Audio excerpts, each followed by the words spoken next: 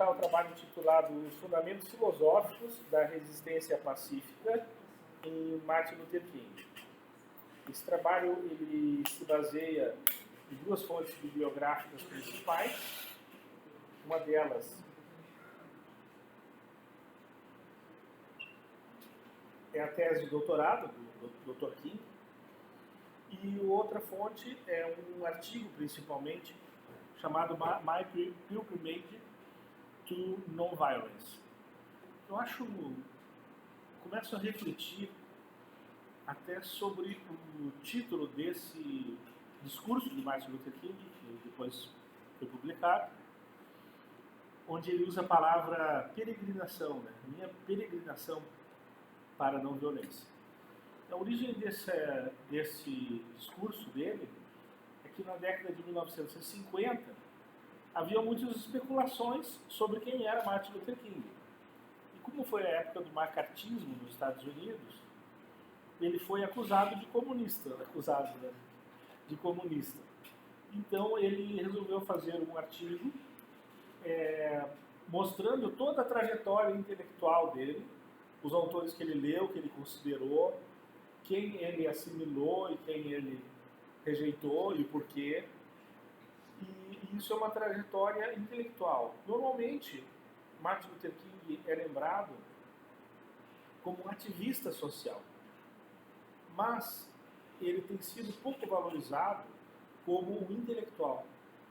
Então, basta dizer que o Dr. King, ele era um doutor, Doc King. Ele tinha doutorado em teologia e era sociólogo. Então, quando aconteceram aqueles movimentos sociais na década de 1950 nos Estados Unidos, ele era o homem do destino. Ele passou a vida inteira se preparando para aquele momento. Então, foi um momento de ruptura nos costumes da sociedade e um momento de confronto às estruturas sociológicas e jurídicas da sociedade, que na prática faziam vigir nos Estados Unidos um sistema de apartheid, principalmente os estados do sul dos Estados Unidos. Martin Luther King, ele nasceu na Geórgia, em Atlanta, né? Tem uma passagem da vida de Martin Luther King que é muito pouco conhecida, eu li a biografia dele. Quando lançaram o filme O Vento Levou, famoso, né? Dispensa comentários, Martin Luther King participou da divulgação do filme se vestindo de escravo. Então isso é uma coisa muito humilhante, não é? Podemos imaginar. E então, desde a juventude, ele buscava uma saída para transformar a sociedade dos Estados Unidos, mas uma saída que fosse condizente aos seus próprios valores. Ele não queria destruir a sociedade, ele queria transformar a sociedade para o bem. Então ele começa buscando referenciais teóricos e filosóficos. E o primeiro autor que ele busca foi Henry David Thoreau, que escreveu o ensaio sobre a desobediência civil, não é? E o Thoreau acompanha ele pela vida inteira. Depois ele segue os estudos, ele acaba obtendo o grau de sociólogo. Ele era um sociólogo, eu sou sociólogo também. Tenho algumas afinidades com Martin Luther King. E então ele começa uma busca silenciosa por autores de referência que pudessem, então, contribuir para a construção de princípios que pudessem transformar a sociedade. E aí ele aceita o Thoreau. Há coincidências biográficas entre o Thoreau e o King, porque os dois defendiam, de certo modo, o povo negro, porque o Thoreau era contra a escravidão no século XIX e foi preso por causa das suas ideias. E o Martin Luther King também era contra a discriminação contra os afro-americanos e também foi preso por causa das suas ideias. E dentro dos autores que me chamou a atenção, que Martin Luther King buscou nessa sua peregrinação Acho interessante a palavra peregrinação, porque, como nós sabemos, os Estados Unidos, os pais fundadores dos Estados Unidos, os primeiros colonizadores do norte, das colônias do norte dos Estados Unidos, eram chamados os pais peregrinos. Então existe todo esse lado cristão que não é abordado nos discursos do King diretamente, como ativista social, mas que está presente. Porque depois eu vou ler os 6 princípios para vocês, o produto final que ele chegou. Bom, Martin Luther King leu Hegel, não se motivou muito por Hegel. Ele leu Marx, mas ele chegou à conclusão de que a questão da discriminação nos Estados Unidos não se explicava apenas pela via econômica. E outra coisa que Martin Luther King era um pastor, não é?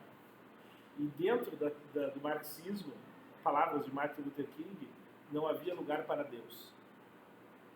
Então ele rejeitou Marx. E depois ele leu Nietzsche. Uma coisa interessante, imagine Martin Luther King lendo Nietzsche, não é? Os livros de Nietzsche que ele leu, ele mesmo nomeia. É uma coisa muito rara ele nomear nos seus discursos os livros que leu. E aí está aqui a Genealogia da Moral, de uma edição de 1897, e também a Vontade de Potência, Vontade de Poder, numa edição de 1909. E aí, quando ele leu Nietzsche, aí sim, ele quase desistiu. Ele disse assim, se tudo é vontade de poder, luta pelo poder, o poder e tal, na interpretação do livro que ele leu, então é força e poder, e manda mais forte e tal, e então se tudo é isso, então não encontrei aqui uma saída. Se a Nietzsche está com a razão, meu doutorado é em Nietzsche, filosofia. Mas Martin Luther King não achou nada para ele ali. E depois ele se motivou com uma palestra na Universidade de Brown sobre Mahatma Gandhi. Então ali ele encontrou uma segunda fonte, um segundo referencial teórico que ele incorporou. Então pode-se dizer que podemos afirmar que além da doutrina cristã, isso eu deixo na parte, porque é mais da parte teológica, não é? Os principais referenciais teóricos de Martin Luther King para a elaboração dos 6 princípios para a não violência foram o Gandhi e o Thoreau.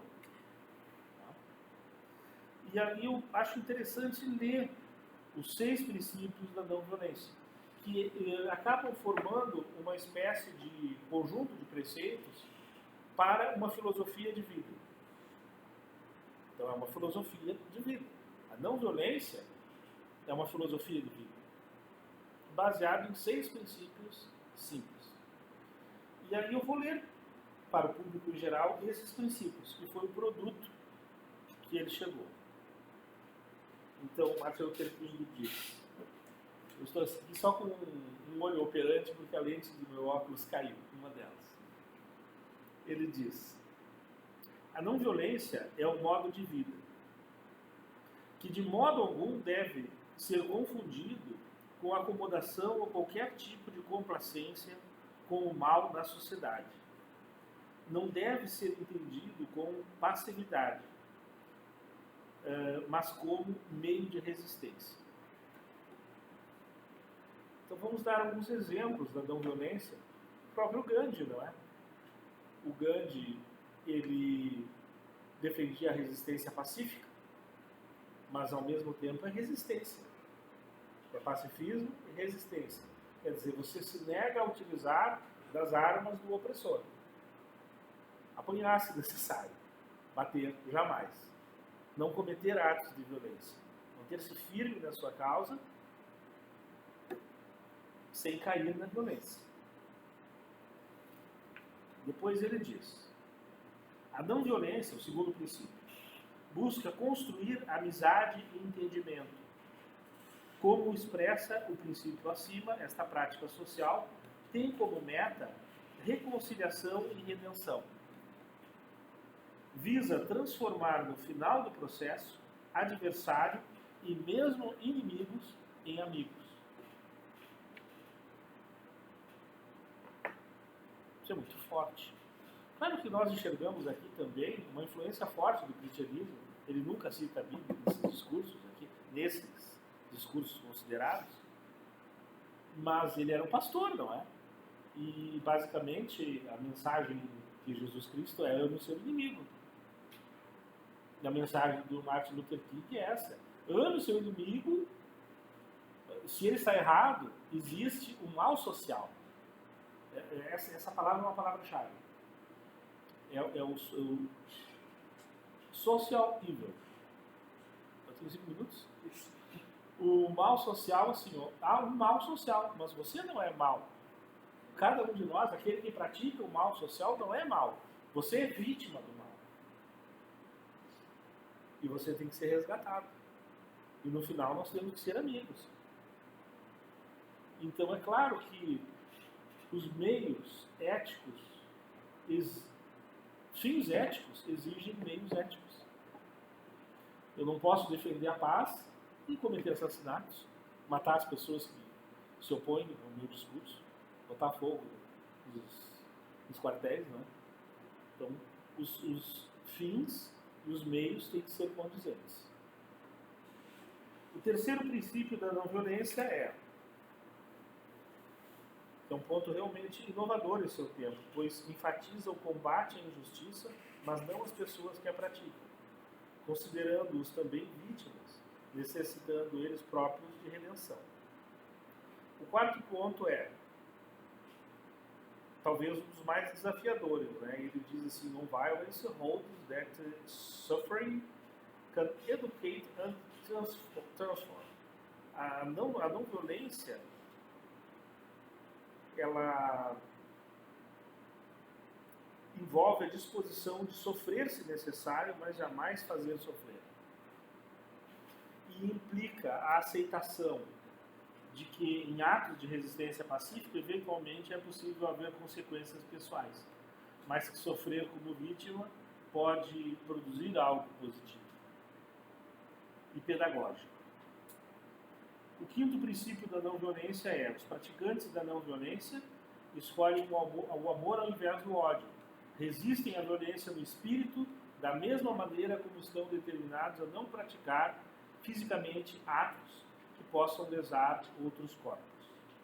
Desafia seus praticantes a não apenas não odiar aqueles que cometem injustiça contra eles, como também a amá-los.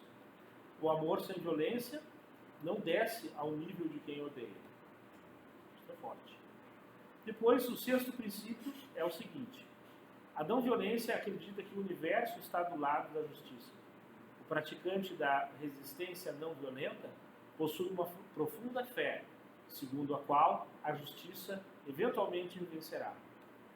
Em algumas versões mais antigas desse preceito, podia ser encontrado a palavra Deus, ao invés de universo. Mas depois ele troca a palavra universo, porque não é necessário você ser uma pessoa religiosa para praticar os princípios da não violência. É isso.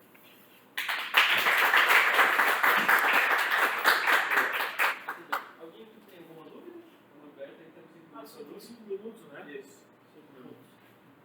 Alguém tem alguma dúvida? Eu tenho uma dúvida. Sim. Tu tinha dito que uma das... Não que acho que a inspiração dele foi Nietzsche, mas que ele leu Nietzsche, né? E eu fiquei com uma dúvida sobre essa questão moral. Porque em Nietzsche, pelo que eu me lembro, a moral, ela é, vamos dizer, é a moral, pelo menos no cristianismo, é a moral dos fracos, não era isso? E era uma moral que pode ser relativizada, dependendo do contexto histórico e tal, enquanto que eu também me lembro. No cristianismo, a moral ela é objetiva. Ela não pode ser relativizada. O bem é Deus e é isso. Então, como é que ele consegue fazer esse diálogo entre essas duas? Olha, quando o Martin Luther King ele leu Nietzsche, ele quase desistiu da busca dele por uma...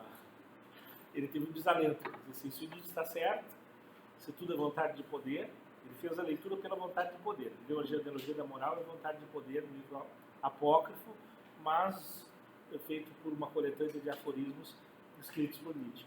Então, se tem vontade de poder, o mais forte manda, então não há saída. E ele quase desistiu. Mas quando ele estava quase desistindo, ele assistiu essa palestra sobre Mahatma Gandhi, e ali ele reencontrou um novo caminho. E o Mahatma Gandhi, ele remonta a um grande mestre indiano chamado Aurobindo, que não é muito conhecido entre nós no Brasil, e o Gandhi utiliza uma palavra, um termo, um conceito do hinduísmo, que ele pode-se dizer que Gandhi foi a encarnação viva desse princípio, que é o Satyagraha, que é a junção de duas palavras, tem várias traduções, né? Eu não sou filólogo, como Nietzsche, mas uma das traduções possíveis é o poder do amor. Então, quer dizer, o amor vence.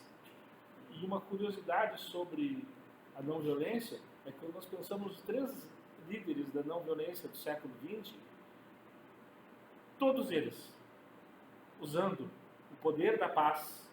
A paz é uma forma de poder. Venceram.